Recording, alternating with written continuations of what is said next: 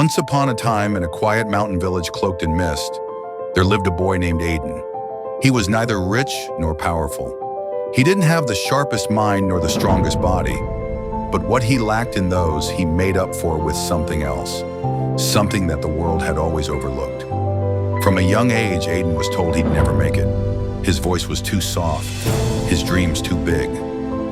People like us, they'd whisper, "Don't rise, we survive." He heard it at the dinner table, at school, even in the way the villagers looked at him when he dared to speak of the stars, of cities far beyond the hills, of dreams that felt like rebellion. His father, a carpenter with rough hands and weary eyes, once told him, "Keep your feet on the ground, son.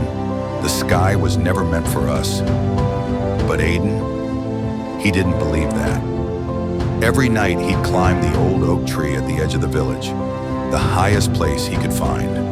From there, he'd stare at the moon, not just to admire it, but to whisper his dreams. One day, he'd say, "They'll know my name." He didn't know how. He didn't have a plan. All he had was belief, and sometimes that's all it takes to change everything. Then came the storm. A great fire broke out in the nearby forest, creeping toward the village faster than anyone could run. The people panicked. The elders prayed. The strongest men formed a line to stop it, but it wasn't enough. And when the fire began to consume the first few houses, everyone prepared to flee. Everyone, except Aiden. He remembered an old water path that flowed underground from the mountain stream, a forgotten line no one used in decades. If he could open the gates upstream, the water would flood down and save the village. But the path was blocked, overgrown, dangerous, and worse, it was miles away. Still, he ran. He didn't ask permission. He didn't wait for help. While others screamed, he followed the fire's edge, climbing through thorns, scraping his knees, lungs burning from smoke. Hours passed. His legs trembled. His hope wavered. But not once did he stop believing. Because he knew this. When the world doubts you, you either surrender or you rise. And Aiden, he chose to rise. He reached the gate near dawn, rusted, jammed, impossible to move. But he pushed, again and again, until his fingers bled and his voice cracked from shouting. And just when he thought he'd collapse, the gate gave way.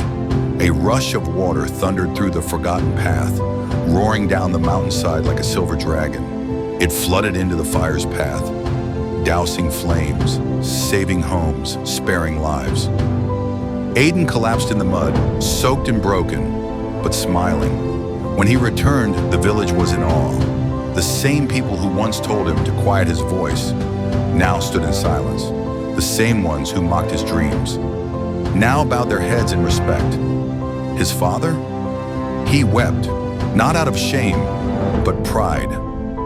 "Aiden," he whispered, "I was wrong. The sky was meant for you." But Aiden didn't respond with pride.